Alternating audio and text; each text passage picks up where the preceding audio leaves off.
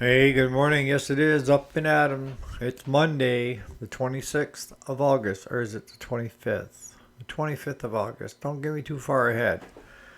So, what are we talking about today? I thought we'd have some fun. Of what type of a person or mechanic are you?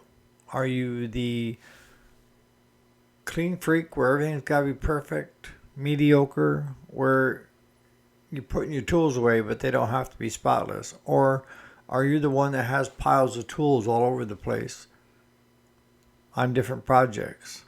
So stay tuned.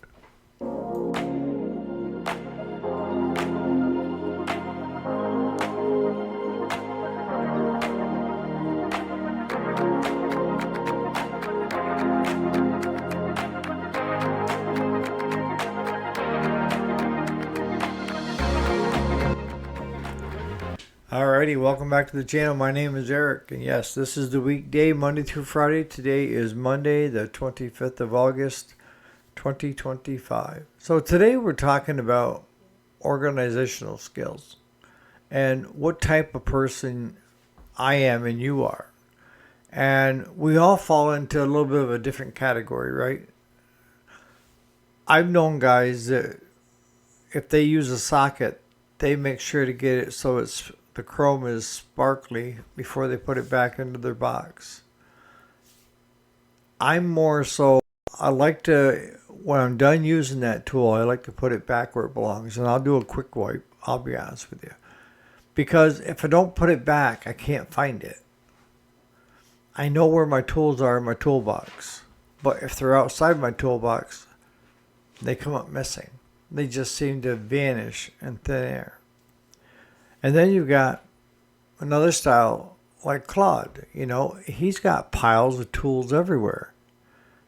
And I know there's a method to the madness, and he's able to find the tools, but he goes from pile to pile to pile. And that's one of the reasons that he has not given me the okay yet, is I bought some cheap Temu knockoff Apple Watches. And the only reason I wanted it was to monitor my steps I do in a day. Because they recommend that you do over 10,000 steps a day. Basically walking. And I'm doing that. But I wanted to put the other one on a Claude because I think he puts on 8 to 10 extra miles a day just going from pile to pile to pile looking for the tool that he wants. Because they're just heaped up piles in different areas that he's working at. He's 10 times the mechanic I am, but I get just as much done because he's spending all that time walking from pile to pile to pile. I know where my spark plug wrenches are. They're in a certain drawer. They're in a case that I bought a kit. The only thing it didn't come with, I think, was 3/8 or 5/8 or 3/4, and I took one out of my Craftsman set and put it in it, so I'd have a complete set of spark plug wrenches. I do this because one is I'm brain dead, right? I have brain damage. The other is I just think that it makes it so much easier for me and even Claude, because he'll come borrow my tools because he can't find the tool he needs. So he'll come up and get my tools. Well, what I've noticed in the last month is all my ball peen hammers have disappeared. My wire cutters have disappeared. My channel locks have disappeared. Only to find out when I started looking through his piles that he had been scarfing up my stuff and adding them to his piles out in the shop because he couldn't find his. And I'm telling him, it's all right to borrow from my tool chest. That's what it's here for. But you need to put it back so I know where it is. And I'm not spending all my steps. He's telling me you got to have the steps anyways, Eric. But I'd rather put in steps elsewhere than hunting for a tool to do a job. That's where organizational skills do come into play. It's when you get shopping, when you get work into the shop, your goal is to get it in, get it out as quickly as possible, but do it correctly.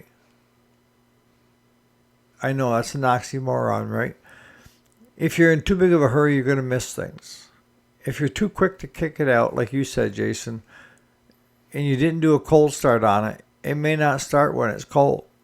And that's when the customer is going to try it, is when it's cold. Don't try it when it's warm. After you've played with it, shut it off and come back to it a couple minutes later and it fires right up. So you call the customer and say, okay, it's all ready to go. Only to find out he takes it home, goes out to use it tomorrow morning, and it's cold and it will not start. That's being too quick. Keep it for a couple days, try it. That way you don't have as many redos. You're never going to have zero redos unless you're phenomenal. I make mistakes all the time, but I try to minimize them as much as possible. And that's one of the ways that I'm minimizing is doing it right, even if it takes a little longer. Get a system in place that works for you and how your organizational skills are. How much time are you wasting in a day trying to find the tools that you need? Or on the flip side, how much time in a day are you wasting by polishing your tools when you could be turning a wrench? See, you got to find that happy medium, all right? You got to know where your tools are so that you can just in arm's reach. And for those of you that are working in a bigger shop, when I used to work in the mining field underground, the mechanics there had rolling cabinets. And what they would do is if I brought in an underground loader into the 2,500 foot below the surface shop, it was well lit up. It was a huge area. Then it was a concrete floor. They would actually roll their toolboxes right to the machine so that the stuff was within a step or two to work on it. And then when they were done, at the end of the day, they clean up all their tools. They took half hour, 45 minutes at the end of each shift to clean up their tools, get them put away, and roll their cabinet back over to their area that their workbench was. They did that because what they found was if they left their toolboxes over against the wall, they were spending so much time going back and forth between the loader and the toolbox. And it was tiring them out. Just the time it was taken to do that. So if you have a shop where you got a rolling concrete floor and you can get a cabinet, even my big cabinets have got caster wheels on the bottom of them that have brakes. Just kick the brakes off, grab the handle, and you can pull it right to where your job is.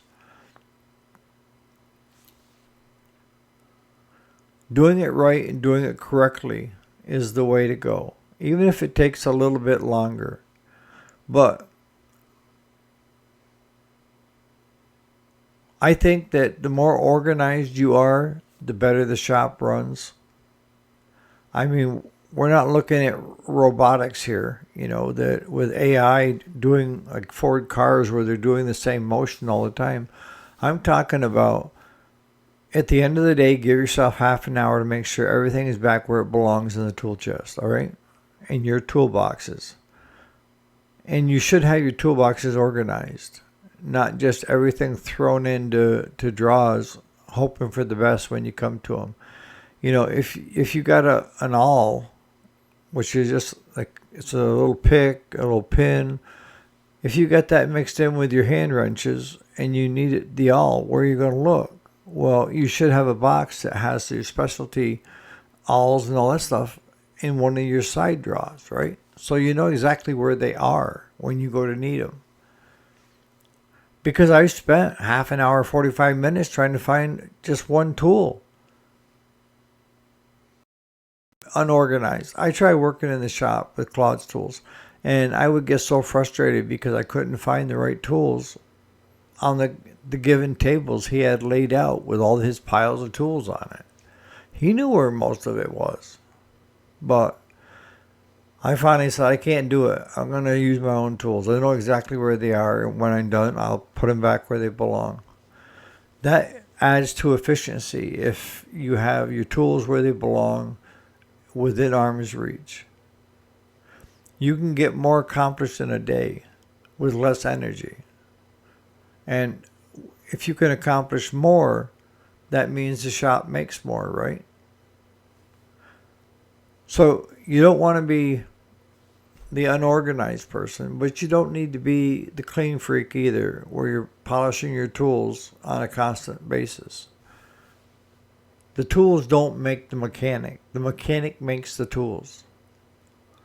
If you're just getting into this, I don't care if you've got $20,000 in Snap-on tools. It does not make you a mechanic. A mechanic is something that you work at and perfect and become good at. And some of the best mechanics out there will tell you it's because they were able to get paired up with an older mechanic and they were willing to listen. Because if you're just starting out and you're trying to learn how to do things, the books are only going to teach you so much. YouTube videos are only going to teach you so much. That hands-on with a real mechanic will be the stuff that you remember. See, my son and my daughter are like night and day. Okay? My daughter's like me. We can read a book and tell you how to do it. We're book smart. Or at least I was. My son, it's not that he is any less, but he's not keen on reading books. He's not keen on that kind of stuff. But pairing him up out in the shop when he was younger with Claude, you could show that kid how to do it once and he would retain it. Take me out there and show me 10 times and I might retain half of it. But just once of showing him this is the correct way to do it. And I think a lot with Claude's guidance, he ended up getting into the mechanical field. He ended up becoming a Ford mechanic for a dealership. And he still holds all his credentials and everything. And he's a Snap-on guy. But like Claude said, he was a Snap-on guy too when he worked for the car garages. He said it was easy. They had, payment plans, loans, and they showed up at the shop once a week. If you had any problem where you busted a tool, they would replace it right off the truck. But you're paying for that. So I'm going to start wrapping this up. I know it's not going to be a long video this morning, but in the comments, what type of a mechanic are you? Are you the type that is a clean freak, or are you Claude, or are you somewhere in the middle? And what are ways that you know of that would save time, energy in the workshop of what do you do that makes your life easier when it comes to getting repairs in and getting repairs out? I'm curious to know. I told you here the other day, I learned just as much from you guys as you do from me. And it's greatly appreciated. I was able to get another day on the water yesterday. And I had proof this time. I took my son and grandson. And we did. We got into some fish, all catch and release. And had a great day. We started right around 6:30, quarter to 7. And we got off the water around 10. So I had a phenomenal weekend. So I'm ready to go back to work today. I'm tired out from enjoying myself. In the comments, let me know what you think. And on that note, you guys have a great Monday. And we'll catch you here bright and early tomorrow morning for another episode of the weekday. Again, thanks so much for supporting the channel.